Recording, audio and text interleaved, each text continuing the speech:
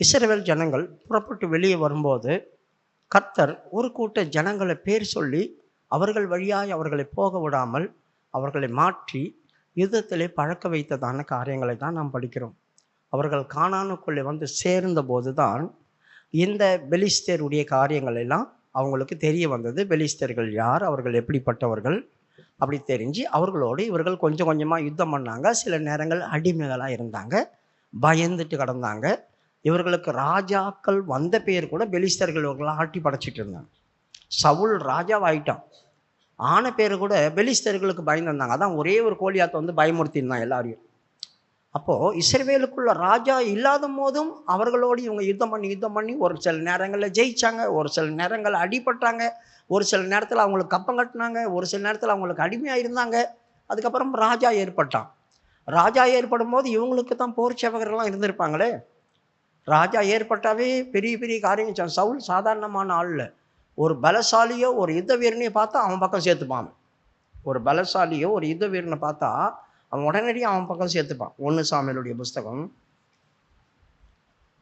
14:52.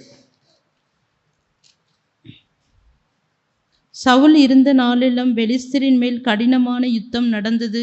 சவுல் ஒரு பராக்கிரமசாலியையாகிலும் ஒரு பலசாலியையாகிலும் காணும்போது அவர்கள் எல்லாரையும் தன்னிடமாக சேர்த்து கொள்ளுவான். பார்த்தீங்களா, ஒரு பலசாலியோ ஒரு பராக்கிரமசாலியோ பார்த்தா சவுல் இருந்த நாள் வரைக்கும் பெலிஸ்தர்களோட சண்டை நடந்துட்டே இருந்துச்சு. அவனுக்கு ரெஸ்ட்டே கிடையாது. காரணம் என்ன தெரியுமா? கர்த்தர் சொன்ன காரியத்தை அவன் கீழ்ப்படியாமல் போயிட்டான். முதல் ஒரு ஜெயம் கிடச்சிது. யார்கிட்ட தெரியுமா ஜெயிச்சான்? சாதாரணமான ஆள்கிட்ட ஜெயிக்கலாம். சவுலுக்கு கொடுக்கப்பட்டதான அபிஷேகமே வேற மாதிரி அபிஷேகம். எல்லாரையும் கர்த்தர் அபிஷேகம் பண்ணியிருந்தார். ஆனால் சவுலுக்கு கொடுத்ததான அபிஷேகம் வித்தியாசமான அபிஷேகம். அவன் யாரை தெரியுமா முதல் ஜெயிச்சான்? இன்னும் ராஜஸ்தானத்தில் உட்காரல. ராஜாவாக அபிஷேகம் மட்டும்தான் பண்ணியிருக்கிறாங்க. அப்படி அபிஷேகம் பண்ணப்பட்ட போது இன்னும் ராஜாவாக உட்காரல, அவன் ராஜாவாக மாறல, எதுவுமே செய்யலை. ஆனால் அம்மோன் புத்திரராகிய நாகாஸ் கிட்ட சண்டை போடுறான். அவன் பயங்கரமான யுத்தம் அது. கர்த்தர் அவனுக்காக உதவி செய்தார். பரிசுத்த ஆவி அவன் மேலே இறங்கினார் பலமா. அவன் போய் அவங்கள நாசம் பண்ணான். அவன் போய் அவங்கள நிர்மூலமாக்கினான். இஸ்ரவேலில் பேலியாளின் ஜனங்கள் இவனா ரட்சிக்க போகிறான், இவனா நம்மளை காப்பாற்ற போகிறாங்க அப்படியெல்லாம் பேசிட்டு இருந்தாங்க சவுலை பற்றி. இந்த யுத்தத்துக்கு அப்புறம் தான் அவங்க காணிக்க கொண்டு வந்தாங்க. அவ்வளோ பெரிய காரியம். ஏன்னா அந்த அம்மோன் புத்திரராகிய நாகாஸ் அப்படி சொல்கிறாங்களே, அவங்களாம் சாதாரணமான ஆளில் யுத்தம் பண்ண வரவங்க. அவங்க கூட மந்திரவாதிங்க இருப்பாங்க. நாகாஸ் அப்படி சொன்னால் வலுசர்மோன்னு அர்த்தம். அப்போது மந்திரவாதிகள் இருப்பாங்க. வரும்போதே அவங்கள முடக்கிடுவானுங்க, எதிராளிகளை முடக்கிடுவானுங்க, சண்டை போட முடியாது. சவுலுக்கு இருந்த அபிஷேகம் எப்படிப்பட்டதுன்னா வித்தியாசமான அபிஷேகம். அவன் அபிஷேகம் பண்ணப்பட்ட போது இந்த இஸ்ரவேலுக்குள்ளே இருந்ததான எல்லா மந்திரவாதி குறி சொல்கிறவங்களாம் அடிச்சு துரத்திட்டான். தாவீது கூட அதை செய்யலை, எல்லாரையும் துரத்தினான். அதனால தான் கர்த்தருடைய ஆவி அவனை விட்டு வெளியே போகும்போது 1 சாமுவேல் கடைசி 28வது அதிகாரத்தில் வரும்போது அவன் போய் ஒரு பில்லி சூனியம் பார்க்குற ஒரு ஸ்திரியை தேடலாம். பார்த்தீங்களா? அப்போ ஒருத்தி இருந்தா ஒரு ஊரில் வேஷம் மாறி போகிறாங்க. சவுல் மாறி போகல, வேஷம் மாறி போகிறாங்க.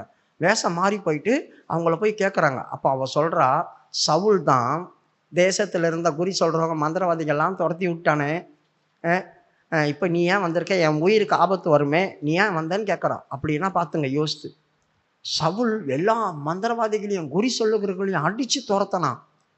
இப்போ யாராவது அவனுக்கு சூனியம் வச்சிருந்தா, யாராவது அவனுக்கு மந்திரம் பண்ணியிருந்தா, அவனுக்கு இருந்த அபிஷேகம் இந்த மாதிரி வல்லமைகளை ஜெயிக்க தான் கொடுத்துருந்தார் ஆண்டவர். அதனால தான் ஃபஸ்ட்டு அம்மோன் புத்திரர் அவனால் ஜெயிக்க முடிஞ்சது, இல்லைன்னா ஜெயிக்க முடியாது. இவங்க எதனா பண்ணியிருப்பாங்க. இப்படிப்பட்டதான ஒரு அபிஷேகத்தை கொடுத்தாங்க ஆண்டவர். ஆனால் 2வது ஆண்டவர் சொன்னார், நீ போய் அமலேக்கியரை காலி பண்ணு. ஆனால் இவன் அந்த இடத்துல தான் தடுமாறிட்டான். கண்களில் இருந்ததான கவர்ச்சி, அந்த கொள்ளை பொருள், அந்த ஆடு மாடுகள், இதெல்லாம் பார்க்கும்போது ஐயோ இவ்வளோ பொருள் வச்சுருக்கானுங்களே, இதெல்லாம் கொண்டு போனால் நம்ம செழிப்பாயிடுவோமே, நம்முடைய ராஜ்யத்தில் எவ்வளவு காசு கிடைக்கும், இவ்வளோ பொருளை எதுக்கு வேஸ்டேஜ் பண்ணணும் அப்படி சொல்லிட்டு தான் எடுத்துன்னு வந்துட்டான் எல்லாத்தையும். 2வது அந்த ராஜாவையும் கொல்லலை, அவனையும் கூப்பிட்டு வந்துட்டான், ஆகாக்கையும். அப்போ ஆகாக்கை கூப்பிட்டு வந்தானே அவங்க குடும்பத்தையும் கூப்பிட்டு வந்துட்டான். சாமுவேல் வந்து கேட்குறான், நீ ஏன்டா அப்படி செய்த? நீங்கள் சொன்ன மாதிரியே எல்லாத்தையும் செஞ்சுட்டேன்னா. அப்படியானா என் காதில் விழுகிற ஆடுகளின் சத்தமும் மாடுகளின் சத்தமும் என்னடா அப்படி சொல்லி கேட்குறான். அது வந்து உம்முடைய ஜனங்கள் உம்முடைய தேவனுக்கு பலி செலுத்த கொண்டு வந்தாங்க அப்படி சொன்னான். ஆண்டவர் ஆடு மாடு குழந்தை எதுவுமே வைக்கக்கூடாது, எல்லாத்தையும் காலி பண்ண அப்படி சொன்னார். நம்முடைய கண்கள் இருக்கே, அது நம்மளை கவுத்துரும், அது நம்மளை கவுத்து விட்டுரும். உஷாராக இருக்கணும். அதை பார்க்கும்போது அவனுக்கு செழிப்பா இவ்வளோ கொழு கொழு கொழு கொழுன்னு இருக்குதுங்களே, இதை போய் அதுக்காக காலி பண்ணணும் அப்படி சொல்லிட்டு தான் எடுத்துன்னு வந்தான். அது நிமித்தம் என்ன செய்தது, பெலிஸ்தியரோடு அவன் இருந்த நாளெல்லாம் சண்டை நடந்துக்கிட்டே இருந்துச்சு பார்த்தீங்களா. சவுளுடைய நாளெல்லாம் பெலிஸ்தியர்களோட யுத்தம், ரெஸ்டே இல்லாமல் பிரச்சனை பிரச்சனை பிரச்சனை பிரச்சனை, அடுத்த பிரச்சனை அடுத்த பிரச்சனை அடுத்த பிரச்சனை அடுத்த பிரச்சனை. ஏன் வந்தது இது? தாவீதுக்கு அப்படி இல்லையே. தாவீது இவனை விட மோசமான காரியம்லாம் செஞ்சான். ஆனால் அவன் காலத்தில் இந்த மாதிரி தொடர்ந்து சண்டை நடக்கலையே, தொடர்ந்து சண்டை நடக்கலையே.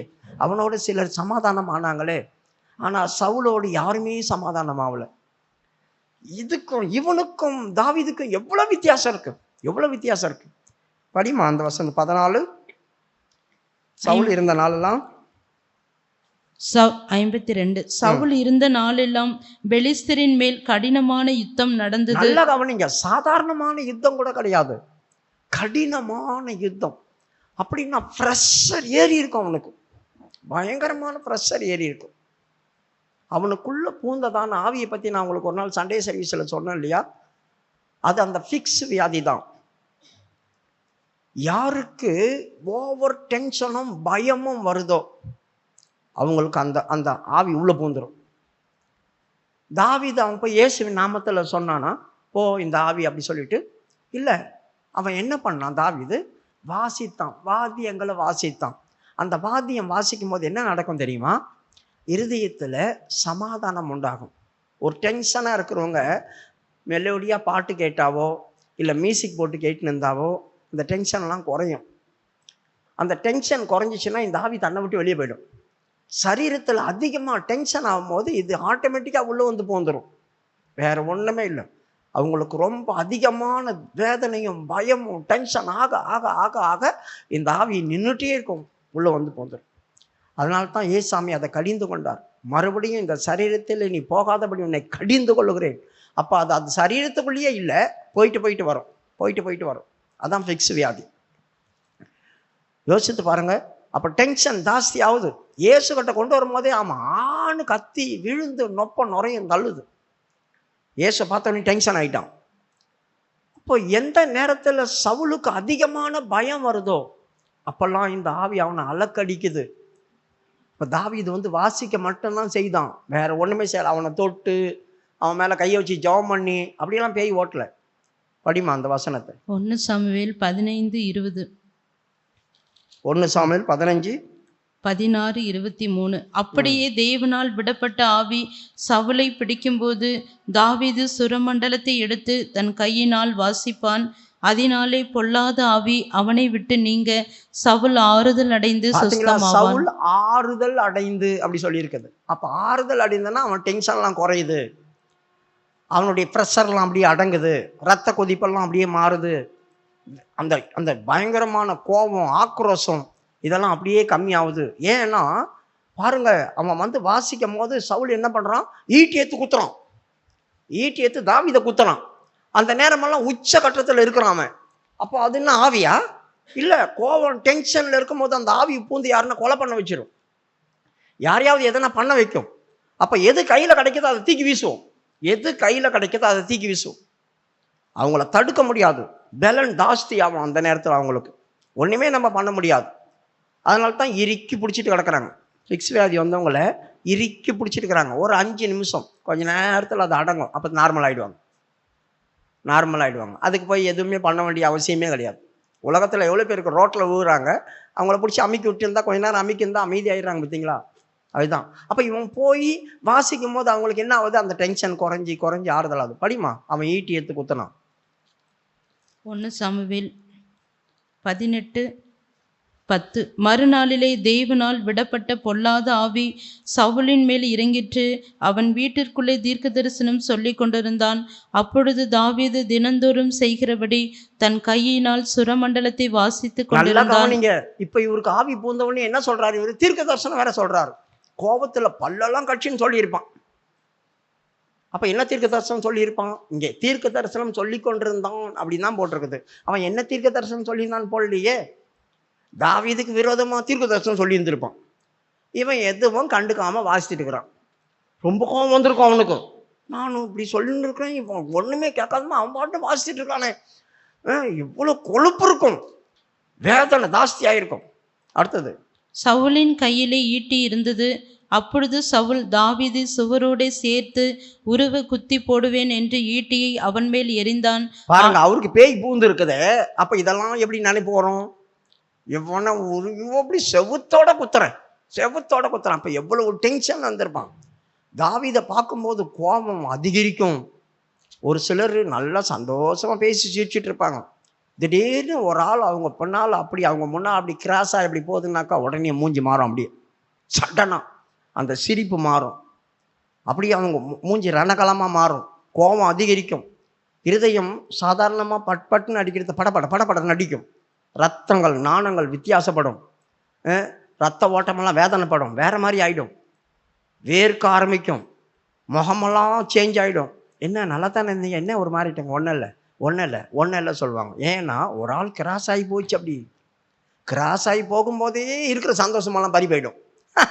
கிராஸ் ஆகி போகும்போதே ஒரு ஆளுக்கு சந்தோஷமோ. அப்போ தாவீது மேலே அபிஷேகம் பண்ணி வச்சுட்டாங்க.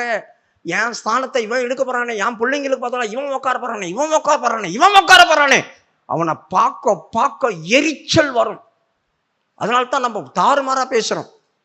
பயங்கரமான பேச்சு வருது பாரு, அதிகமான சத்தத்தோட. ஏன்? ஒரு ஆளை பார்க்கும் போது இவனோ அப்படின்னு வருது பார்த்தீங்களா? அப்ப இன்னும் அவன் கையில எது கிடைக்குதோமாங்க அதில் காலி பண்ணணும். மறுபடியும் படிமா அந்த வசனத்தை ஃபர்ஸ்ட்ல இருந்து. மறுநாளிலே தேவனால் விடப்பட்ட பொல்லாத ஆவி சவுலின் மேல் இறங்கிற்று. அவன் வீட்டிற்குள்ளே தீர்க்க தரிசனம் சொல்லிக் கொண்டிருந்தான். அப்பொழுது தாவீது தினந்தோறும் செய்கிறபடி தன் கையினால் சுரமண்டலத்தை வாசித்துக் கொண்டிருந்தான். நல்லா கவனிங்க. தினந்தோறும் செய்கிறபடி அப்படி சொன்னா டெய்லியும் இருக்கு இந்த ஆவி உள்ள போகுது. எப்படி இருக்கும்? ஒரு பகுதி பெலிஸ்தேயர்கள் என்ன போட்டு டென்ஷன் ஆக்கினுக்கிறானுங்க, குத்துன்னு குத்தினுக்கிறானுங்க. அவனுங்களால நான் பயந்து நடுங்கிட்டு கிடக்கிறேன். 17வது அதிகாரம் 11வது வசனம். 17-11. சவுலும் இஸ்ரவேலர் அனைவரும் அந்த பெலிஸ்தினுடைய வார்த்தைகளை கேட்டு கலங்கி மிகவும் பயப்பட்டார்கள். பயமே என்ன டென்ஷன் ஆக்கின்னு கிடக்குது. மிகவும் பயம். எப்ப என்ன நடக்குமோன்னு தெரியாம பயத்துல நான் கிடக்கிறேன். அதுவே என்ன டென்ஷன் ஆக்கி உச்சத்துல கொண்டு போய் இருக்குது. எனக்கு அமைதியே கிடையாது. இளைப்பாறுதலே இல்லாத ஒரு இடத்துல இவன் இருக்கிறான். இதுல இந்த ஆவி வேற போகுது. எப்படி இருக்கும்? இதுல என் ஸ்தானம் போய் என் ஸ்தானத்தை பிடிக்கிறவன் எதிர்க்க வேற உட்காந்துக்கிறான். ஒண்ணு பெலிஸ்தர்கள் என்ன அடிச்சுட்டு இருக்கிறானுங்க, இன்னொன்னு என் ஸ்தானத்துல உட்காரவன் ஒருத்தன் எனக்கு முன்னாலேயே உட்காந்துக்கிறான். இவனை வேற கோபம், இவன் மேல ஒரு போறாம, அவங்கள பயமுறுத்துறாங்க. அது வேற டென்ஷன். எப்படி இருக்கும்? இவன் மேல ஆவி விட்ட முடியும். டெய்லியும் இவன் ஆவி இவனுக்குள்ள வந்து போகுது. டெய்லியும் அவன் வாழ்க்கையில எப்படி கழிச்சிருப்பான் அந்த நாளெல்லாம் யோசித்து பாருங்க. அவன் வாழ்க்கை எப்படி போயிருக்கும்? அதை நம்ம படிக்கிறோம். அந்த இடத்துல இருந்து பார்க்கும்போது தெரிஞ்சிருக்கும் அவன் என்ன துடிச்சிருப்பான். அந்த பூமியில நரக வேதனைப்பட்டிருப்பான். உண்மையா சொல்றேன். இந்த பூமியில தூங்கும் போது கூட பயமா இருந்திருக்கும். நரக வேதனைப்பட்டிருப்பான். சில நேரத்தில் தூங்கும் போது கூட ஃபிக்ஸ் வந்துடும். தெரியுமா உங்களுக்கு? தூங்கிட்டே இருப்பாங்க. கனவு வரம் பார்த்தீங்களா? தூங்கும் போது ஃபிக்ஸ். ஏன் வரும் தெரியுமா? கனவு காணுவாங்க. வித்தியாசமான கனவு. பயம் உண்டாகும் அந்த கனவுல. அந்த கனவுல பயம் வரும்போது மூச்சு திணறல் வரும். தானே ஃபிக்ஸ் வந்துடும். ஒரு மாதிரி ஆயிடுவாங்க. அந்த மாதிரி நிறைய பேர் நடந்திருக்கு. அப்போ இதெல்லாம் அவனுக்கு நடந்திருக்கும். இதெல்லாம் அதனால தான் அங்கே சொல்லியிருக்கு, டெய்லி அவன் வாசிக்கிற மாதிரி. எப்போ இவரை வாசித்து கோல்டு பண்ணியிருக்காரு. அவர் வாசித்து அவரை அமர பண்ணியிருக்காரப்பா. சாமி கேளு, இந்த சத்தத்தை கேளு, மெலோடியா வாசிக்கிறேன், இந்த சத்தத்தை கேளு, கொஞ்சம் இலைப்பாறுதலாகும், உன் டென்ஷன் குறையட்டும், உனக்கு சமாதானம் அப்படி சொல்லினே இருந்திருப்பான். படிமா அந்த வசனத்தை மறுபடியும். தாவீது தினந்தோறும் செய்கிறபடி தன் கையினால் சுரமண்டலத்தை வாசித்து கொண்டிருந்தான். சவுலின் கையிலே ஈட்டி இருந்தது. அப்பொழுது சவுல், தாவீது சுவரோடே சேர்த்து உருவி குத்தி போடுவேன் என்று ஈட்டியை அவன் மேல் எறிந்தான். ஆனாலும் தாவீது விலகி 2 தரம் அவனுக்கு தப்பினான். 2 தரம் தப்பிட்டான். 3ஆவது தரமும் அவன் கொலை பண்ண போறான். அப்ப டெய்லியும் இவருக்கு தாவீதை பார்த்து கொலை பண்ணணும், தாவீதை பார்த்து கொலை பண்ணணும். ஈட்டியை எரிஞ்சு கையிலே வச்சுட்டு இருக்கிறான். யோசித்து பாருங்க. அப்போ எதனால இந்த ஆவி அவங்களுக்குள்ள கிரியை செய்து? அதிகமான டென்ஷன், அதிகமான பயம். அதனால தேவ சமூகத்துக்கு கூட வரமாட்டாங்க. தேவ சமூகத்துக்கு கூட வரமாட்டாங்க. இந்த மாதிரி ஆட்கள்லாம் ஆண்டவர் சமூகத்தோட வர பிடிக்காது. ரொம்ப வித்தியாசப்படுவாங்க அவங்க ஆவியெல்லாம். அவங்கள திருத்த முடியாது, ஒன்றுமே பண்ண முடியாது. சவுலை திருத்த முடிஞ்சுதா? கடைசி வரைக்கும் திருத்த முடிஞ்சுதா? கடைசி வரைக்கும் திருத்த முடியல. அவனே செத்து போனான், தற்கொலை பண்ணி அவனே செத்து போனான். ஈட்டியை போட்டுட்டு குத்திட்டான், அப்போ கூட சாவு வரமாட்டேது. ஈட்டியை போட்டு குத்திட்டு இருக்கிறான், அப்போ கூட சாவு வரமாட்டேது. அமலேக்கியனால தான் அவன் செத்தான். பெரிய மாணவர்களே, நாம் எந்த விஷயத்தில் கீழ்ப்படியாமல் காட்டுறோமோ அந்த நாள் முதல் கொண்டு கடுமையான யுத்தம் நம்மளுக்கு நடந்துக்கிட்டே இருக்கும். நம்ம என்ன பண்ணாலும் சரிதான், இலைப்பாறுதல் கிடைக்காது. புரிஞ்சுங்க? யாரை பார்த்தாலும் கோவப்படுவோம், யார் எது செய்தாலும் நம்மளுக்கு கோபம் வரும். எல்லாமே நம்ம கண்ணுக்கு தப்பாக தெரியும். நல்லா புரிஞ்சுங்க. நிறைய பேருக்கு நிறைய விஷயம் தெரிய மாட்டேங்குது. எதை பார்த்தாலும் நமக்கு தப்பாக தெரியும். சவுலுக்கு எதை பார்த்தாலும் தப்பாக தெரியுது. தாவீது நல்லது பண்ணுறான். அவனுக்கு, என் தகப்பனே, என் ஆண்டவனே, நான் ஒரு செத்த நாயை போய் தேடி வரிய நியாயமா? உன்னை சாவடிக்கிறதுக்கு எத்தனையோ முறை எனக்கு டைம் கிடச்சிது. ஒரே குத்தா குத்தி போடுறான்னு என் கூட இருந்தவன் சொன்னான். என் தகப்பனேன்னு கூப்பிட்டான், என் ஆண்டவனேன்னு கூப்பிட்டான், என் ராஜாவே அப்படி சொல்லி கூப்பிட்டான். ஒரு காட்டில் திரியிற கௌதாரியவா தேடி வந்தேன்? நான் ஒரு தெல்லு பூச்சி, நான் ஒரு செத்த நாய். சவுல் மிரண்டு போயிட்டான். என் மகனே, இது உன்னுடைய சத்தம் அல்லவா? என் குமாரனே, நீ ஒரு நாளைக்கு ராஜாவா உட்காருவாடா. என் பிள்ளைங்களெல்லாம் ஒன்றும் பண்ணிடாத, என் பிள்ளைங்களெல்லாம் ஒன்றும் பண்ணிடாத. அப்படி திரும்பி போனான். அவனை விரட்டிக்கிட்டே கிடந்தான் போறாமையில். ஒரு சைடு பெலிஸ்தியர், ஒரு சைடு. இதெல்லாம் ஏன் வந்தது சவுலுக்கு? காரணம், தேவனுடைய வார்த்தைக்கு விரோதமாய் நடந்தது தான். தேவனுடைய வார்த்தைக்கு கீழ்ப்படியாமல் போனது தான். அப்போ இந்த பெலிஸ்தர்களை வச்சு ஆண்டவர் இஸ்ரவேலை உருவாக்கினார். ஒரு பகுதி தண்டனை கொடுத்தார், ஒரு பகுதி அவங்கள வச்சு அவங்கள தண்டிச்சார், இன்னொரு பகுதி உருவாக்கினார். ரொம்ப ஞானமான இந்த ஸ்டெடியெல்லாம் நீங்கள் சும்மா கேட்டுட்டு போகிறதில்ல, உங்கள் வாழ்க்கையில் அனுபவத்தில் இது இருக்கான்னு பாருங்கள் தயவு செய்து. நம்ம அதிகமாக காரணம் இல்லாமல் டென்ஷனாக வரும், அதிகமாக காரணம் இல்லாமல் பிரச்சனை வந்துட்டு இருக்குது. ஒரு பிரச்சனை இப்போ தான் முடிஞ்சது, அடுத்த பிரச்சனை ஆரம்பிக்கும். ஒரு பிரச்சனை இப்போ தான் நான் சால்வ் பண்ணி எப்படியோ கஷ்டப்பட்டு முடித்தேன், அடுத்தது ஒரு பிரச்சனை கிளம்புது. என்னடா அது, இதுதான் இப்போ முடிஞ்சது, அதுக்கப்புறமா இன்னொரு பிரச்சனையா, இன்னொரு பிரச்சனையா, இன்னொரு பிரச்சனையா. எப்படி இருந்தால் எப்படி இருக்கும்? யோசித்து பாருங்கள், எப்படி இருக்கும்? கஷ்டமாக இருக்கும். இலைப்பாறுதல் இருக்காது, தூக்கம் வராது. தூங்கினா கூட படுத்துக்கிட்டு கண்ணை மூடிட்டு யோசித்துக்கிட்டே இருப்போம். ஏன் இப்படி நடக்குது, ஏன் இப்படி நடக்குது, ஏன் இப்படி? ரொம்ப நேரம் ஆகும் தூங்குறதுக்கு, தூக்கமே வராது. அரண்டு உருண்டு படுத்துட்டு இருப்போம், அலுப்பாக இருக்கும் நம்மளுக்கு. காரணம், தெய்வத்துக்கு விரோதமாக நம்ம ஏதோ காரியம் பண்ணுறோம். தெய்வத்துக்கு விரோதமாக நம்ம என்னமோ பண்ணுறோம். உடனே நம்மளை தாழ்த்தி, ஆண்டவரே எதுவாக இருந்தாலும் என்ன பண்ணி, எதுவாக இருந்தாலும் தாவீதுக்கு இறக்க கிடைக்கிற காரணம் ஒன்றே ஒன்று, என்ன தெரியுமா? எதனா ஒன்று சொன்னோன்னு என்னை கண்டுபிடிச்சியான்னு போய் அழுவான். இரவு முழுவதும் என் படுக்கையை நான் கண்ணீரினாலும் நினைத்தேன். அழுவான், கதறுவான். ஆனால் சவுல் ஒரு நாள் கூட மனஸ்தாபப்படல. ஒரு நாள் கூட அவன் அழுததோ மனஸ்தாபப்பட்டதோ இல்லை. அவனுக்காக சாமுவேல் தான் அழுதான். அவனுக்காக சாமுவேல் தான் அழுதான். 16வது அதிகாரம் கடைசியா, 15வது அதிகாரம் கடைசியா பாருங்க. சாமுவேல் 16:1 15:35. சவுல் மரணமடையும் நாள் மட்டும் சாமுவேல் அப்புறம் அவனை கண்டு பேசவில்லை. இஸ்ரவேலின் மேல் சவுலை ராஜாவாக்கினதற்காக கர்த்தர் மனஸ்தாபப்பட்டது நிமித்தம் சாமுவேல் சவுலுக்காக துக்கித்து கொண்டிருந்தான். சவுலுக்காக சாமுவேல் அழுதுட்டு கிடந்தான். ஐயோ, ஒரு ராஜாவாக்கிட்டு இப்படி பண்ணிட்டானே அப்படி சொல்லி சாமுவேல் அழுதுட்டு கிடக்கிறான். ஆனால் சவுலுக்கு அந்த அழ வரல. சவுலுக்கு அது வரல. சவுல் மனஸ்தாமைப்படாதவன். அவன் இருதயத்தை கூட ஆண்டவர் மாற்றினார். ஏன்னா அவன் இருதயம் ஆரம்பத்தில் எப்படிப்பட்ட இருதயமாக இருந்துச்சோ, வியாதி பிடிச்ச இருதயமெல்லாம் அவனுக்கு கிடையாது, நல்லதான் இருதயம். ஆனால் எதுக்கு மாற்றினாரு அவன் இருதயத்தை? 10வது அதிகாரம் 9வது வசனம், 1 சாமுவேல் 10:9. அவன் சாமுவேலை விட்டு போகும்படி திரும்பினபோது தேவன் அவனுக்கு வேறே இருதயத்தை கொடுத்தார். தேவனு அவனுக்கு வேற ஒரு இருதயத்தை கொடுத்தார். அப்போ எதுக்காக வேற ஒரு இருதயத்தை அவனுக்கு கொடுத்தாரு? ஏன் இருந்த இருதயம் அவனுக்கு என்ன பிரச்சனையா? வியாதி போயிருந்துச்சா? இல்லை இருதயமே ஃபால்ட்டாக கிடந்துச்சா? ஹார்ட் அட்டாக் வருமா அவனுக்கு? இல்லை. ஏன்னா கர்த்தரை தேடாத ஒரு இருதயம் அவனுக்கு இருந்துச்சு. 9வது அதிகாரத்தில் அந்த வேலைக்காரன் சொல்கிறான், ஐயா இவ்வளோ தூரம் வந்துட்டோம், இங்கே இந்த ஊரில் ஒரு சாமியார் இருக்கிறான், ஒரு ஞான திருஷ்டிக்காரன், அவனை போய் பார்ப்போமே அப்படி சொன்னான். வேணாம், கையில் இருக்கிற காசெல்லாம் செலவாங்கி போச்சு, எங்கள் அப்பா எனக்காக அழுதுட்டு கிடப்பார், துக்கப்பட்டுட்டு, கழுத போச்சு, இப்போ கழுதைக்கு பதிலாக எனக்காக அழுதுட்டு கிடப்பார், அதனால் நம்ம திரும்பி போவோம், தெய்வத்தை தேடணும், தெய்வத்துடைய மனுஷரை போய் பார்க்கணும் அப்படின்ற அந்த இருதயம் அவங்கள்ட்ட கிடையவே கிடையாது. எது இருந்தாலும் சுயமாக யோசித்து அவங்களே பண்ணிக்குவாங்க. 9வது அதிகாரம் 6. 6. அதற்கு அவன், இதோ இந்த பட்டணத்திலே தேவனுடைய மனுஷன் ஒருவர் இருக்கிறார்.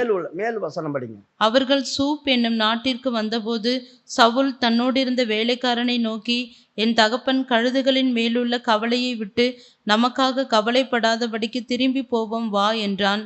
அதற்கு அவன், இதோ இந்த பட்டணத்திலே தேவனுடைய மனுஷன் ஒருவர் இருக்கிறார், அவர் பெரியவர், அவர் சொல்லுகிறதெல்லாம் தப்பாமல் நடக்கும், அங்கே போவோம், ஒருவேளை அவர் நாம் போக வேண்டிய நம்முடைய வழியை நமக்கு தெரிவிப்பார் என்றான்.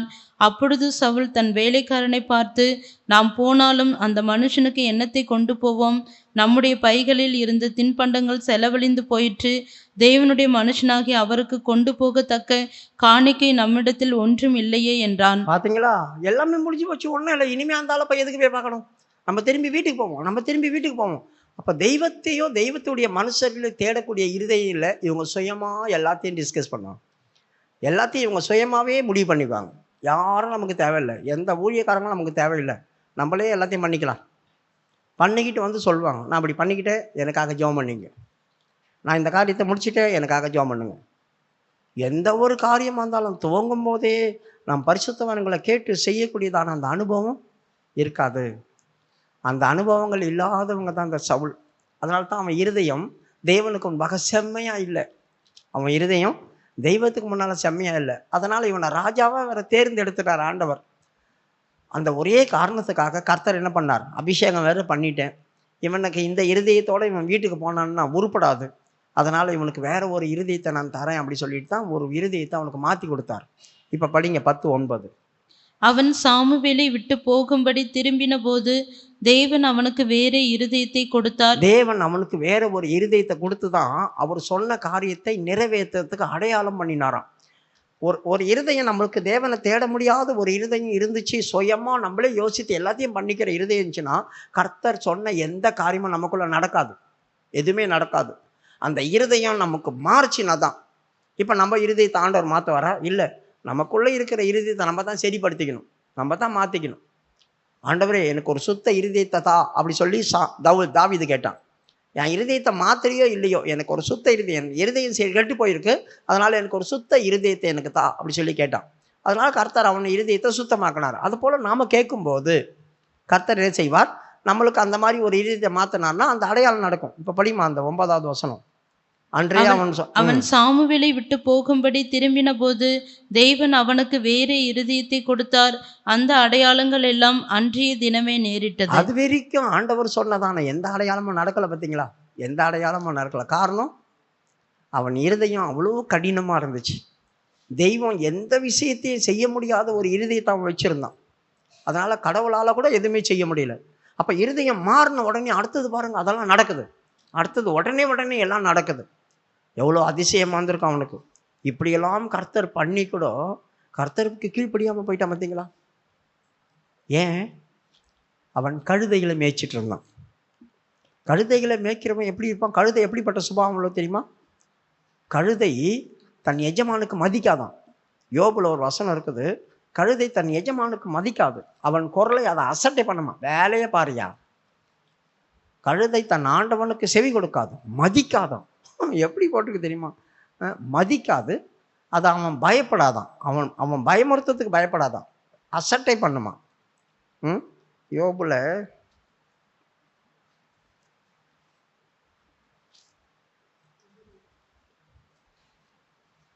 எடுத்தீங்களா யாராவது? ஆ 39. சத்தமா சொல்லுமா. 39:5. காட்டுக்கழுதையை தன்னிச்சையாய் திரிய விட்டவர் யார்? அந்த காட்டுக்கழுதையின் கட்டுகளை அவிழ்த்தவர் யார்? அதற்கு நான் வனாந்திரத்தை வீடாகவும் உபர்நிலத்தை வாசஸ்தலமாகவும் கொடுத்தேன். அது பட்டணத்தின் இரைச்சலை அலட்சியம் பண்ணி ஓட்டுகிறவனுடைய கூக்குரலை மதிக்கிறதில்லை. பார்த்தீங்களா? ஓட்டுகிறவன் அதோடைய எஜமான். அதோடைய எஜமான் தானே அதை ஓட்டுவான். அது மதிக்காது. ஏய் இந்த பக்கம் போ, அங்கே நிற்காத, இதை பண்ணாத அதை பண்ணாத, நான் வேலையை பாரு, நான் அப்படி தான் பண்ணுவேன், மதிக்காது. இப்படிப்பட்ட கழுதையை தானே இவன் மேய்ச்சிட்டு இருந்தான். அதனால தான் இவன் தேவ சித்தத்துக்கு மதிப்பு கொடுக்கல, தேவனுடைய வார்த்தைக்கு மதிப்பு கொடுக்காம போனது காரணம் தான். அதனால தான் ஆண்டவர் பார்த்தாரு, இனிமே கழுதை மேய்க்கிறவனை கூப்பிடக்கூடாது, ஆடு மேய்க்கிறவனை கூப்பிடுவோம். என் ஆடுகள் என் சத்தத்துக்கு செவி கொடுக்கும், என் ஆடுகள் என் சத்தத்துக்கு செவி கொடுக்கும். அதனால ஆடுகள் சத்தத்துக்கு செவி கொடுக்குமே, அதனால ஆடு மேய்க்கிறவனவா அப்படி தாவீதை கூப்பிட்டார். அப்போ கழுதை மேய்க்கிறவன் தேவனுடைய சத்தத்துக்கு அது செவி கொடுக்காது. அது அவனை அலட்சியம் பண்ணி மிரட்டும், வேலையை பாரு நீ அப்படி சொல்லி மதிப்பு கொடுக்காத ஒரு ஆள். இவனை கூப்பிட்டுட்டு ஆண்டவர் அவஸ்தைப்பட்டார், ஏன்டா இவனை போய் ராஜாவாக்கணும் அப்படி சொல்லி. பிரியமானவர்களே, இது எல்லாமே எதுக்கு வேதத்தில் எழுதி வச்சிருக்கு தெரியுமா? நமக்கு சிஷ்டாந்தமாய் நாம் எப்படி இருக்கிறோம், நாம் அப்படி முரட்டாட்டம் பண்ணுறோமா அப்படின்னா நாமளும் இதே மாதிரி சவுல் மாதிரியே போராடிட்டு கிடப்போம். நாம் இந்த மாதிரி நடக்கிறோமா, நம்மளுக்கும் இந்த சவுல் மாதிரி ஆவி உள்ளே பூந்து டென்ஷன் ஆக்கும், நம்மளையும் இப்படி பண்ணும், நம்மளுக்கும் இலைப்பாறுதல் இருக்காது, நம்மளையும் போட்டு வேதனைப்படுத்தும், யுத்தம் கடுமையாக இருக்கும். ஒன்று போனால் அடுத்தது ஒன்று, ஒன்று போனால் அடுத்தது ஒன்று, ஒன்று போனால் அடுத்தது ஒன்று. ஒவ்வொரு வாரமும் ஒவ்வொரு நாளும் டென்ஷன் மேலே டென்ஷன் ஏறிக்கிட்டே இருக்கும், தாக்கு பிடிக்க முடியாது. அதனால் அப்படி இருக்கக்கூடாது. அதனால் இந்த பெலிஸ்தியர்கள் இந்த இஸ்ரவேல் ஜனங்களை ஒரு வழி பண்ணிட்டாங்க. அதனால் இப்போ அவங்களுடைய தெய்வங்கள் வந்துச்சு. அந்த தெய்வங்களில் ஒரு தெய்வங்கள் இவங்க எடுக்கலை, 2 தெய்வங்கள் எடுத்தாங்க. போன வாரம் வரைக்கும் அஸ்தரோத்தினால இஸ்ரவேல் ஜனங்களுக்கு எவ்வளவு பிரச்சனை வந்துச்சு அப்படின்னு நான் உங்களுக்கு சொல்லிக் கொடுத்தேன். அஸ்தரோத்தினால எவ்வளவு பிரச்சனை வந்துச்சு சொல்லி கொடுத்தேன். இன்னிலிருந்து பாகால். இந்த பாகால் நிமித்தம் இஸ்ரவேல் ஜனங்கள் பட்ட கஷ்டங்கள் எப்படியெல்லாம் உள்ளே வந்துச்சுன்னு பார்க்கலாமா? என்னாகாம புஸ்தகம் 25:3 படிங்க. இப்படி இஸ்ரவேலர் பாகால் பேயோரை பற்றி கொண்டார்கள், அதனால் இஸ்ரவேலர் மேல் கர்த்தருடைய கோபம் மூண்டது. முதல் இஸ்ரவேலுக்குள்ள வந்த இந்த தெய்வம் பிரயாணத்தில் நடக்கும்போது, பிரயாணம் பண்ணிட்டு வரும்போது இந்த தெய்வம் உள்ள வந்துட்டார். எப்போ பிரயாணம் பண்ணிட்டு வராங்க? எகிப்திலேருந்து பிரயாணம் பண்ணி பயங்கரமான அற்புதங்களை பார்த்தவங்க, பயங்கரமான அதிசயங்களை பார்த்தவங்க. கடல் 2ஆ பிரிஞ்சுது, இந்த பக்கமும் அந்த பக்கமும் மதுளை போல நிற்குது. அதுக்கு நடுவில் தைரியமாக வந்தாங்க, என் கர்த்தர் என் கூட இருக்கிறார் பாரு, கடலை எப்படி நிற்க வச்சிருக்கார், இந்த பக்கம் பாரு எப்படி நிற்குது. அதில் நடந்து வராங்க. நம்மளாம் நடப்போமா? யோசித்து பாருங்க. பயங்கரமான ஒரு ஆறு, பெரிய பயங்கரமான புரண்டு போகிற ஒரு ஆறு திடீர்னு பிரிஞ்சிடுச்சு. திடீர்னு பிரிஞ்சுது. தாண்டி போயிடலாமா அப்படி சொன்னா, வேலையை பாரு, போகிற நேரத்தில் ஒன்று சேர்ந்துச்சுன்னா நடந்து உள்ளே போய் மாட்டிக்கிட்டோம்னா என்ன பண்ணுறது? என்னதான் பிரிஞ்சு இருந்தா கூட அது உள்ளே நம்ம போக மாட்டோம். சந்தேக பேய் நம்மளுக்கு தலைக்கு மேலே ஏறி உட்காந்துரும். இல்லை அது பாரு, அங்கே பாரு எப்படி சுற்றிட்டு இருக்குது, திடுக்குன்னு வந்துடும். போக முடியாது அப்படி சொல்லுவோம். போக மாட்டோம், நம்ம போக மாட்டோம். அப்போ இஸ்ரவேல் ஜனங்கள் எப்படி உள்ளே போனாங்க? எப்படி போனாங்க? மோசே போயிருப்பான், அதுக்கப்புறம் ஆரோன் போயிருப்பான், அதுக்கப்புறம் மீரியாம் போயிருப்பான், அதுக்கப்புறம் தான் அவங்க தான் போகிறாங்கல்ல, போவோம் நம்மளும். அப்புறம் அது உள்ளே இருக்கிறதான நியாயாதிபதிகள், அதிபதிகள், மூப்பர்மார்கள் அவங்க போயிருப்பாங்க. ஏன்னா மிருகங்களையும் ஆடு மாடுகளையும் வேறு வச்சுருக்காங்க, அதெல்லாம் வேறு ஓட்டின்னு போனோம். இதெல்லாம் எங்கே விட்டுட்டு போகிறது? நம்மனா சொல்கிற பேச்சு கேட்டுன்னு போயிடுவோம். ஆடு மாடு கோழி எல்லாம் இருக்குது, வாத்துக்குத்தெல்லாம், அதெல்லாம் நம்மளை பேச்சு கேட்குமா? அது இஷ்டத்துக்கு போவோமே. இதெல்லாம் எடுத்து நீ இவங்க கடக்கணும். பின்னால் பார்வோன் வேற நிற்கிறான், இவங்களை காலி பண்ணோம். உயிர் பயம் ஒரு பக்கம், இந்த பக்கம் இப்படி நிற்குது, சந்தேகம் வேற இருந்திருக்கும். அதனால் இவங்க எப்படி தப்பிச்சு அந்த பக்கம் போனாங்க, பின்னால் துரத்தின்னு வந்துட்டாங்க. இவங்க அக்கறை போய் சேர்ந்த போது இது அப்படியே ஒன்று சேர்ந்துச்சு பார்த்தீங்களா? அப்போ எப்படி இருந்திருக்கும்? இஸ்ரவேல் ஜனங்கள் கண்ணில் பார்க்குறாங்க, பா அங்கே கொஞ்சம் தாமதிச்சிருந்தோம்னா என்ன ஆயிருக்கும், செத்துருப்போம் நம்ம. எப்படியே தப்பிச்சு வந்துட்டோம். அவனுங்க பாரு காலி ஆகிட்டானுங்க. நம்ம தப்பிச்சோம், உயிர் தப்பிச்சோம், கொஞ்சம் மிஸ் ஆகியிருந்தா கூட வேக வேகமாக வந்ததால் தப்பிச்சோம், அப்படி தான் நினச்சிருப்பாங்களே தவிர தேவன் பாரு எவ்வளோ பெரிய அற்புதம் செய்தார் அது வந்திருக்காரு. அதுக்கப்புறமா மீரியாம் தான் அவங்கள உணர்த்துறதுக்காக பாட்டு பாடுறான். கடவுள் பாரு எங்களுக்கு இப்படி செய்தார் அப்படி செய்தார்னு எதுக்கு பாட்டு பாடினா, இந்த ஜனங்க உணர்வு இல்லாமல் இருந்தாங்க, பாட்டு பாடி அவங்கள உணர்த்தினாங்க. பாட்டு பாடி முடியும் போதே கடவுளை மறந்துட்டாங்க. பாட்டு பாடுறாங்க 15வது அதிகாரத்தில், யாத்திராகமம் 15வது அதிகாரத்தில் பாட்டு பாடுறாங்க. பாட்டு பாடிட்டு வந்து 16வது அதிகாரத்தில் முறுமுறுக்கிறாங்க. 15வது அதிகாரம் முழுசும் பாட்டு. பாட்டு பாடி முடியும் போதே இருதயம் கடினப்பட்டு ஆண்டவரை மறந்துட்டாங்க. ஏன்னா சூர் வனாந்திரத்துக்கு வந்தாங்க. சூர் வனாந்திரத்துக்கு வரும்போதே உங்களுக்கு தண்ணி இல்லை, 3 நாளாக அலையிறாங்க தண்ணிக்கு. 16வது அதிகாரம் 1வது வசனத்தில் 3 நாளாக அலையிறாங்க, தண்ணி இல்லைன்னு. நீ அட பாவீங்களா, எங்களை கொண்டு வந்து இங்கே வனாந்திரத்தில் தண்ணி இல்லாமல் சாவடிக்கவா கொண்டு வந்த, முறுமுறுக்குறாங்க மோசைக்கு முன்னால்.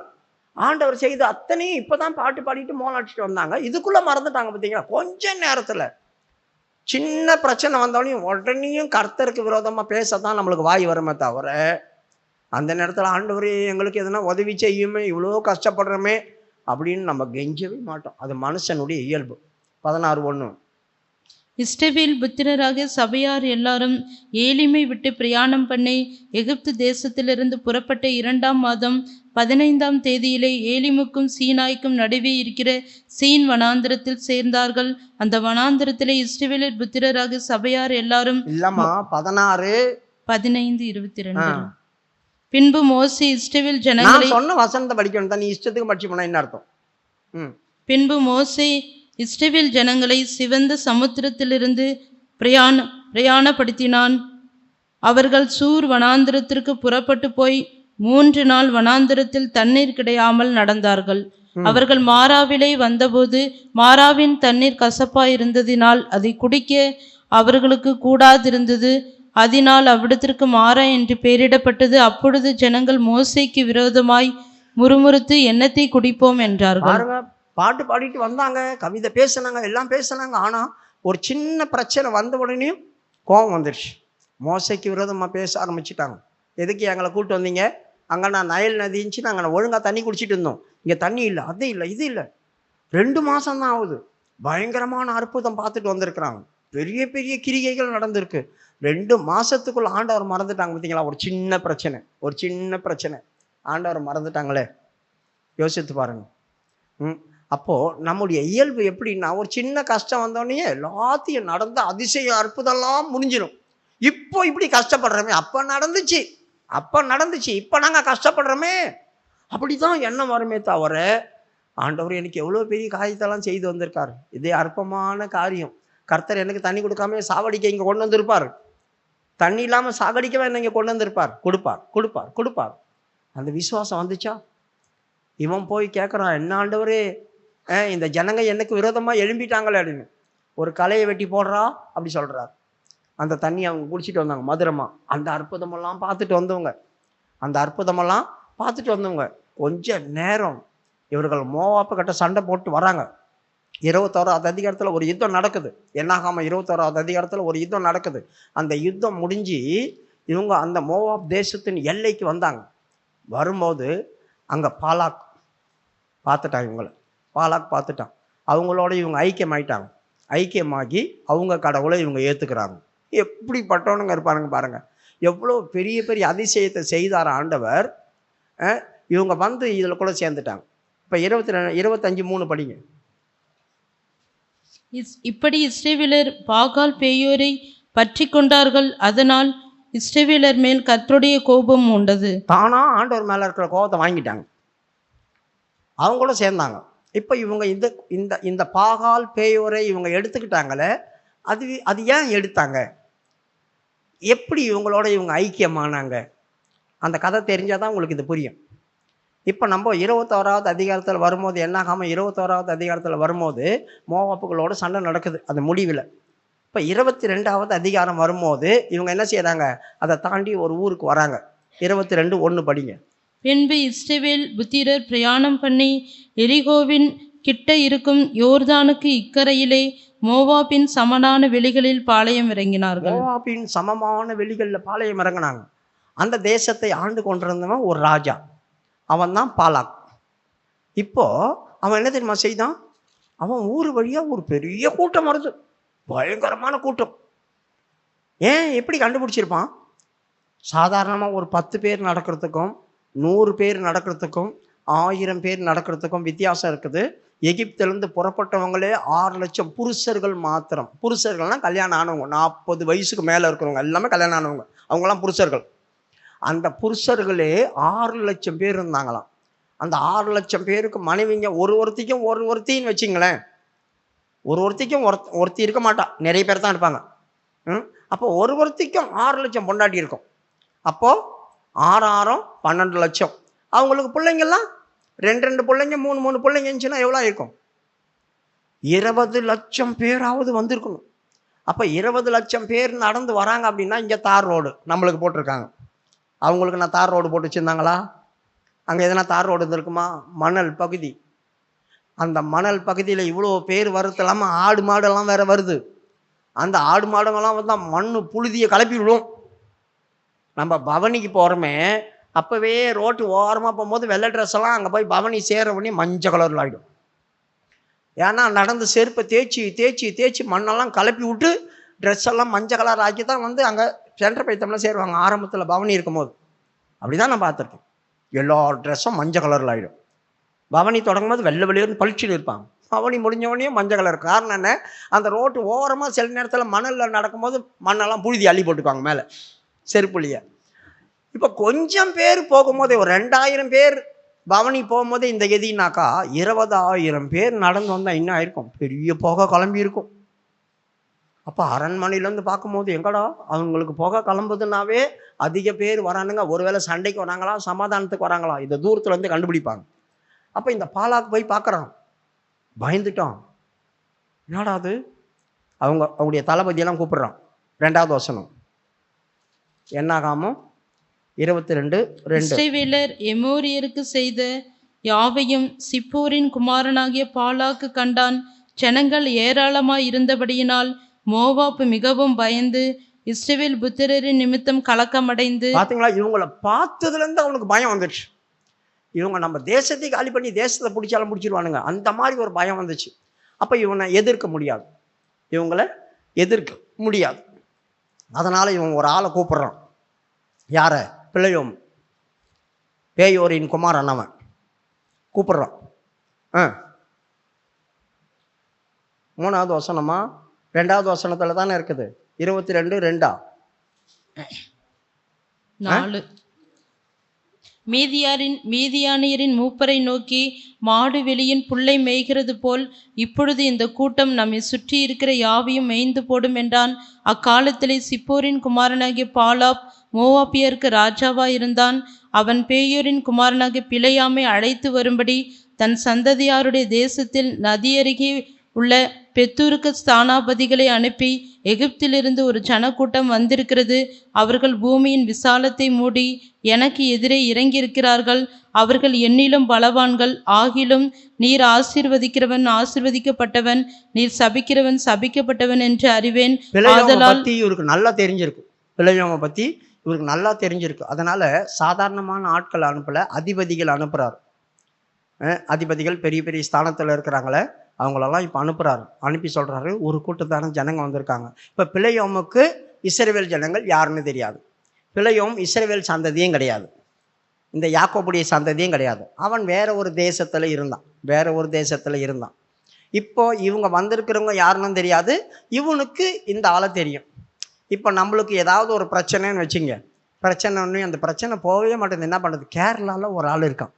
கேரளாவில் பயங்கரமான மந்திரவாதி. அவங்ககிட்ட போனோம்னா நம்மளுக்கு காரியம் நடந்துடும். அப்படியா? நல்லா பண்ணுவானா? அவன் என்ன பண்ணாலும் நடக்கும். அப்போ போய் பார்த்துருவோமா? அவனை போய் கூட்டுவாங்க. எவ்வளோ பணம் செலவானாலும் பரவாயில்ல, காரியம் நம்மளுக்கு நடக்கணும். இப்போ நம்மளுக்கு தெரியாது, எவன் மூலியமாவது எதனா ஒன்று கேள்விப்படுவோம்.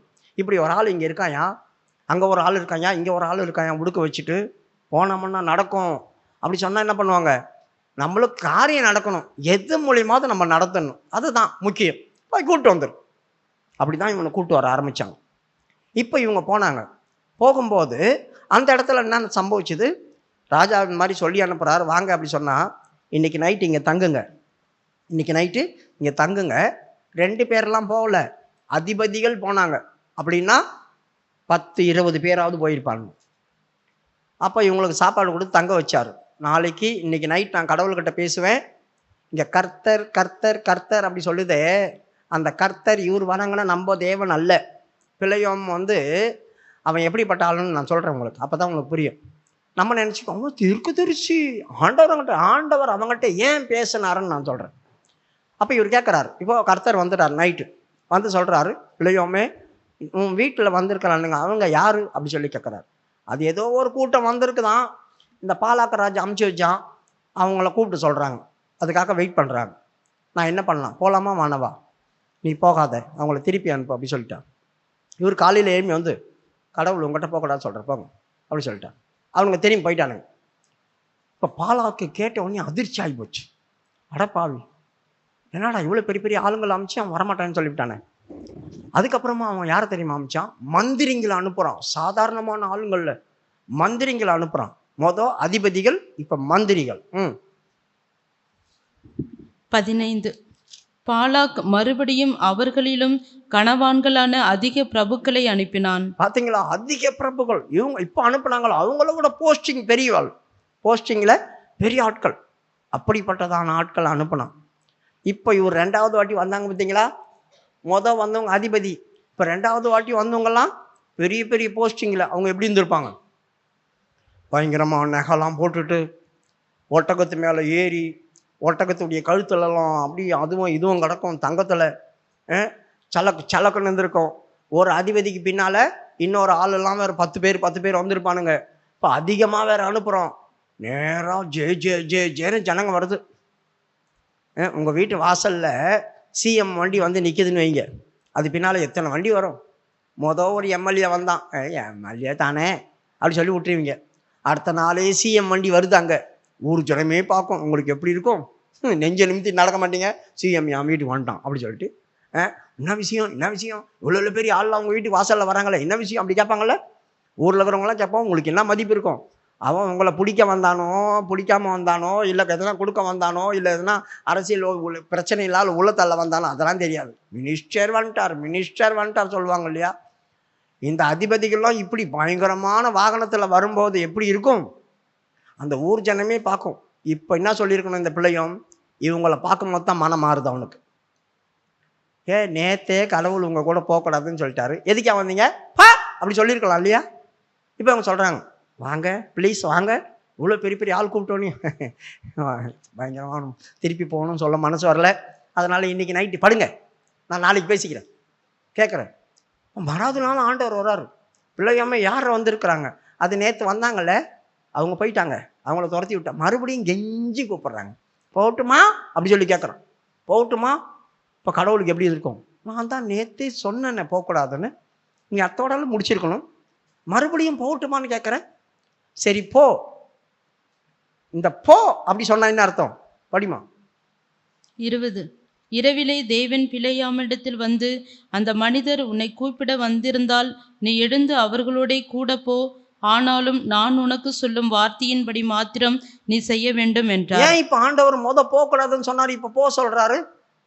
வரும்போது போகக்கூடாது, அவங்கள அனுப்பிடுன்னு சொன்னாரு. 2வது வாட்டி போனா இவனுடைய ஆசை வந்துருச்சு, இவனுக்கு பணத்து மேலே ஆசை வந்துருச்சு. அதான் யூதாவில் சொல்லியிருக்குது, பிழையோம் கூலிக்காக செய்த வஞ்சகத்திலே விரைந்தோடி.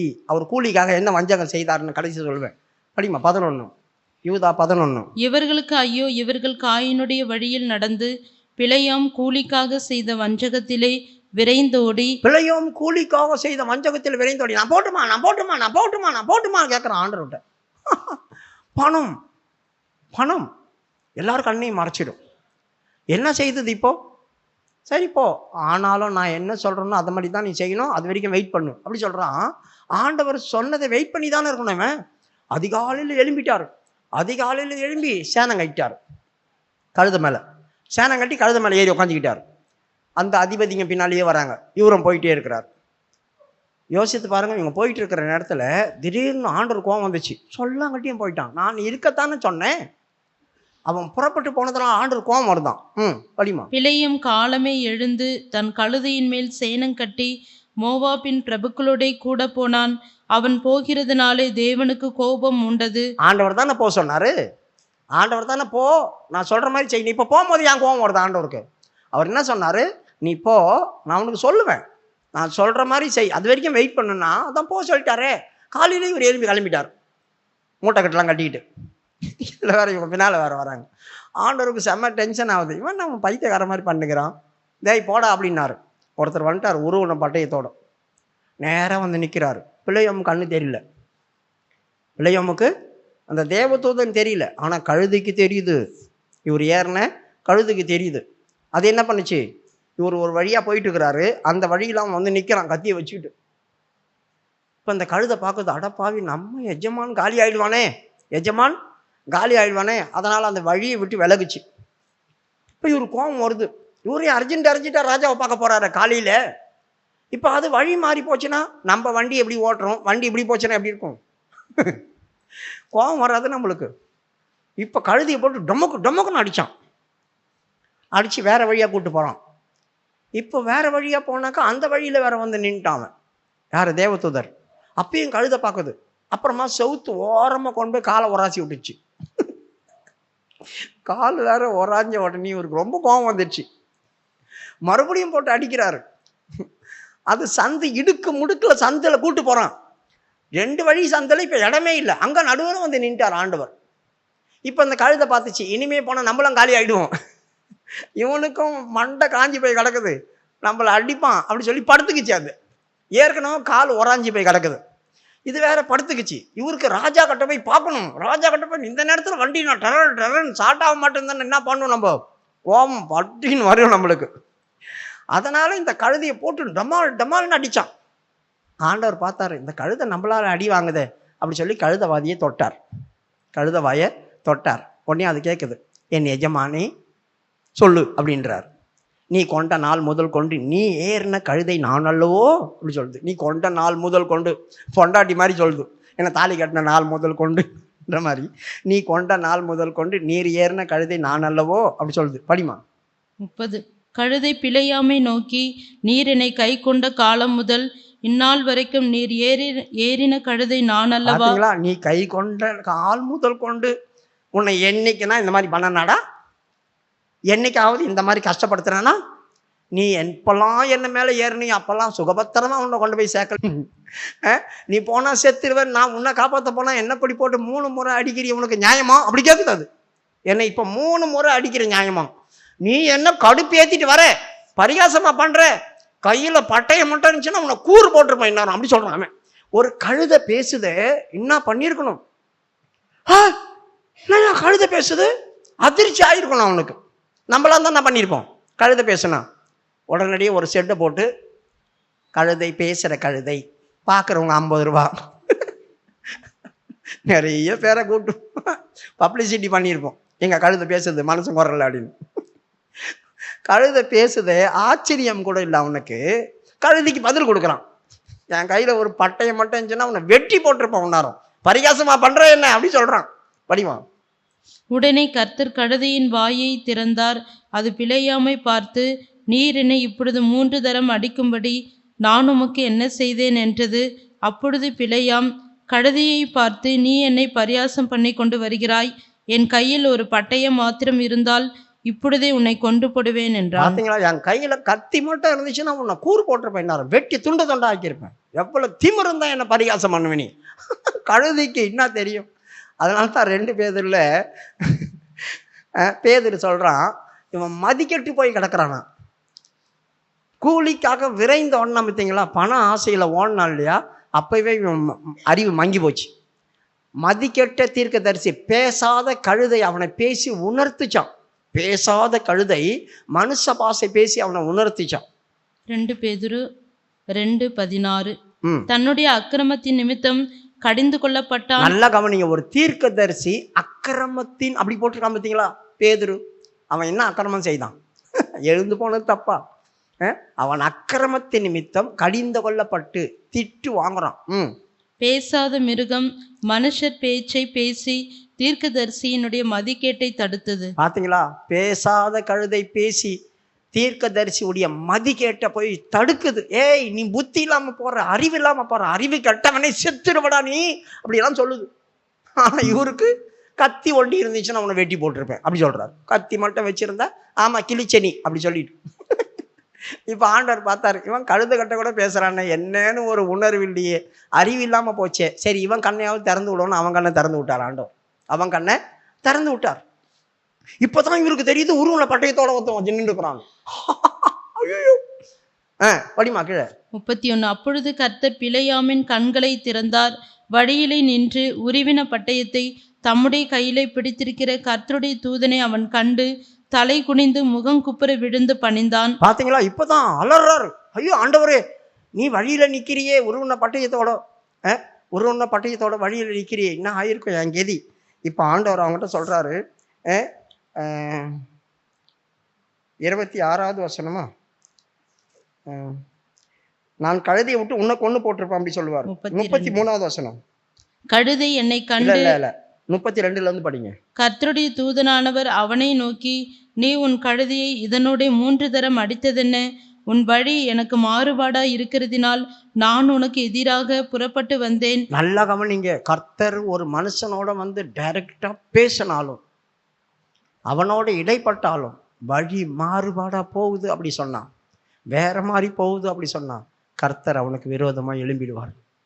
கர்த்தர் அவனுக்கு விரோதமா எழும்பிடுவார்.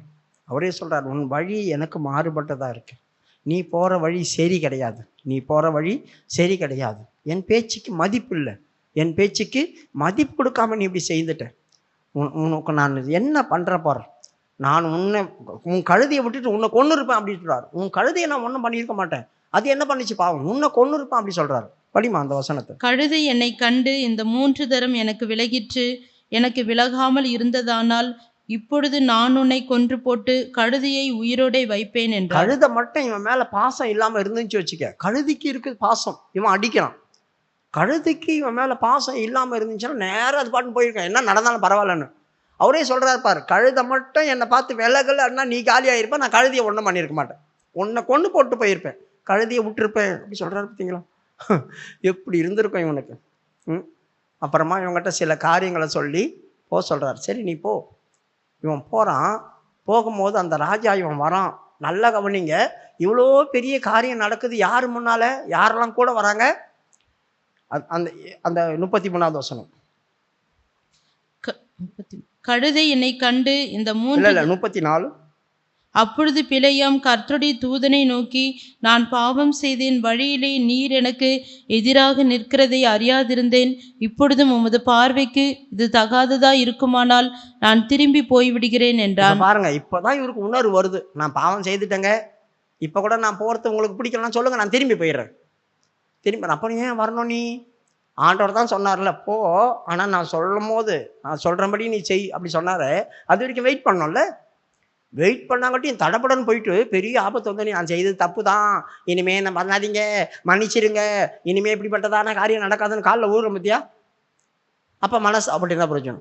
இப்போ ஆண்டவர் சொல்றாரு, இவ்வளோ தூரம் வந்துட்டல, அங்கே என்னுடைய கிரிகை பண்ண வேண்டியது இருக்கு, அங்கேயும் என் கிரிகை சிலது பண்ண வேண்டியது இருக்கு, அதனால நீ போய் தான் ஆகணும், நீ போ அப்படி சொல்றாரு. கீழே கர்த்தருடைய தூதனானவர் பிலேயாமை நோக்கி, அந்த மனிதரோட கூட போ, நான் உன்னோட சொல்லும் வார்த்தையை மாத்திரம் நீ சொல்ல கடவா என்றார். அந்த மனுஷர்களோட நீ போ அப்படி சொல்றாரு. அப்படின்னா இங்க இந்த இவ்வளோ பெரிய பிரச்சனை நடக்குதே, இப்பெல்லாம் யாரு கூட இருக்கிறாங்க, அந்த ஆளுகளும் கூட தான் இருக்கிறாங்க, அவங்களும் கூட தான் இருக்கிறாங்க, இவங்க வேலைக்காரங்களும் கூட தான் இருக்காங்க, பிள்ளையாமுடைய வேலைக்காரங்க எல்லாருக்கும் முன்னால தான் இந்த காரியம் நடக்குது. ஆனா இந்த தேவதூதர்கிட்ட அவன் பேசுறதோ, தேவதூதன் இவன் பார்த்த போது அவங்க பார்க்கல, இவனுக்கு மட்டும்தான் தெரியுது, கழுதைக்கு மட்டும்தான் தெரியுது. இவ்வளவு இன்ட்ரெஸ்டாக அவங்க பேன்னு பார்த்துருப்பாங்க, என்னத்தான் நடக்குதுங்க, என்னத்தான் நடக்குது, இவனா தானா தரையில் ஊறான். யோசித்து பாருங்க, பவுலை கூட ஆண்டவர் சந்திக்கும் போது அவனை சுற்றி நிறைய பேர் இருந்தாங்க, ஆனால் அவங்களுக்கெல்லாம் எந்த சத்தமும் கேட்கல, எந்த காட்சியும் பார்க்கல. இந்த பவுலுக்கு மட்டும்தான் அப்படி நடந்துச்சு. அவன் சவுலாக இருக்கும் போது, அதான் அவன் எழும்பும் போது கைலாக கொடுக்குறவங்களை தேடினானா, கைலாக கொடுத்து அவனை நடத்தினாங்களாம். அப்போ கைலாக கொடுக்கறதுக்கு அங்கே ஆள் இருக்கிறாங்க, கையை பிடிச்சி அவனை வழி நடத்துறதுக்கு அங்கே ஆள் இருக்கிறாங்க. ஆனால் இயேசு கிறிஸ்துவை யாருக்கு மட்டும்தான் தெரிஞ்சது, இந்த சவுலுக்கு மட்டும்தான் தெரிஞ்சது. நான் என்ன செய்ய சித்தமாக இருக்கிறேன், நீர் யார் அப்படி சொல்லி கேட்டான். அப்போ சில நேரங்களில் நம்ம நிறைய பேர் இருந்தால் கூட சில தரிசனம் யாருக்குன்னா ஒருத்தருக்கு தான் கிடைக்கும். சுற்றி எவ்வளோ பேர் உட்காந்துருந்தாலும் அவங்களுக்கு தெரியாது. கர்த்தர் யாரையோ கொண்டு வழி நடத்துவார். இப்போ இவன் போகிறான், அடுத்த வசனம். பிலேயாம் வருகிறதை பாலாக்கு கேட்ட மாத்திரத்தில் கடைசி எல்லையான அர்னோன் நதியின் ஓரத்திலுள்ள மோவாபின் பட்டணம் மட்டும் அவனுக்கு எதிர்கொண்டு போனான். பிலேயாம் வரான் அப்படி சொல்லணும்னு இந்த ராஜா என்ன தெரியுமா பண்ணான்? ஊர் எல்லைக்கே போயிட்டான். ஊர் எல்லைக்கே போய், இப்போ இங்கே மோடி வராருன்னு வச்சுங்க, எங்கேயோ இருந்து கொடி கட்டுவானுங்க பார்த்தீங்களா? எங்கே இருந்தோ எல்லையிலேருந்து கட்டுவானுங்க. இப்போ இந்த கோயம்புத்தூர் உங்களை அன்போடு வரவேற்கிறது அப்படின்னு எல்லை கூட போட்டு வச்சுப்பாங்களே, அப்போ அங்கேருந்து கட்ட ஆரம்பிப்பானுங்க. கட்ட ஆரம்பித்து ஊர் வரைக்கும் இருக்கும் கொடி. அந்த மாதிரி போயிட்டான். நம்ம ஊர் எல்லைக்கு வாங்க வாங்க வாங்கன்னு போய் குடிஞ்சுருக்கிறான். நான் முதவே கூப்பிட்டேனே, வந்திருக்கலாமே, நான் உங்களை அப்படி கனம் பண்ணியிருப்பேனே, நான் இப்படி கனம் பண்ணியிருப்பேனே, இப்போ வாங்க இப்போ வாங்கன்னு எல்லைக்கு போயிட்டார் ராஜா. ராஜாவே போய் வரவேற்கிறார். படிமா. பாலாக் பிலேயாமை நோக்கி, உம்மை அழைக்கும்படி நான் ஆவலோடு உம்மிடத்தில் ஆள் அனுப்பவில்லையா? என்னிடத்திற்கு வராமல் இருந்ததென்ன? ஏற்ற பிரகாரமாக உம்மை நான் கனம் பண்ண மாட்டேனோ என்றான். அப்பொழுது பிலேயாம் பாலாக்கை நோக்கி, இது உம்மிடத்திற்கு வந்தேன், ஆனாலும் ஏதாகிலும் சொல்லுகிறதற்கு என்னாலே ஆகுமோ? தேவன் என் வாயிலே அளிக்கும் வார்த்தையையே சொல்லுவேன் என்றான். பிலேயாம் பாலாக்குடனே கூட போனான். அவர்கள் கீரியாத் ஊசோத்தில் சேர்ந்தார்கள். அங்கே பாலாக் ஆடு மாடுகளை அடித்து பிலேயாமுக்கும் அவனோடு இருந்த பிரபுக்களுக்கும் அனுப்பினான். இப்போ நிறைய காரியங்களும் பண்ணிட்டு இப்போ ஜனங்களை கொண்டு போய் காட்டுறான். இப்போ ஜனங்களை கொண்டு போய் காட்டுறான். எங்கே கொண்டு போய் காட்டினான் தெரியுமா? அவன் யாரை காட்டினான் தெரியுமா? அந்த ஜனங்க முழுசாக இருக்கிறவங்கள காட்டல. கொண்டு போய் பாளையத்துக்கு புறம்பே ஓரத்தில் இருக்கிறாங்களே அவங்கள போய் காட்டுறான். 41 22 41. மறுநாள் காலமே பாலாக் பிலேயாமை கூட்டிக் கொண்டு அவனை பாகாலுடைய மேடுகளில் ஏற பண்ணினான். அவ்விடத்திலிருந்து பிலேயாம் ஜனத்தின் கடைசி பாளையத்தை பார்த்தான். கடைசி பாளையத்தை பார்க்குறான். முழுசாக பார்க்க முடியல. முழுசாக இருக்கிற ஜனங்களை பார்க்கல. எங்கேயோ கொண்டு போய் ஓரமாக நிற்க வச்சு கடைசியில் இருக்கிறவங்க பாருங்க. அப்போ இந்த கடைசியில் இருந்தவங்க யாரு? எதுக்கு பிழையாம இந்த கடைசியில் இருக்கிறவங்கள காட்டினா? அவங்க கிட்ட என்ன இருந்துச்சு? அவங்க எப்படிப்பட்ட ஜனங்க? அடுத்த வாரம் சொல்லித்தார். ஏன்னா அதை தெரிஞ்சாதான். இப்போ அவங்கள எது காட்டணும்? அவங்கள தான் காப்பாற்ற தான் இவனுக்கு சபிக்கணும்னு தோணும். அதனால தான் கடைசியாக கொண்டு போய் காட்டுறான். அப்போ கடைசியாக இருந்தவங்க யார்? ஏன் முன்னால் காட்டலை? நடுவில் இருக்கிறவங்கள காட்டலை? அடுத்த வாரம் நான் உங்களுக்கு சொல்கிறேன். கண்களை மூடுவோம்.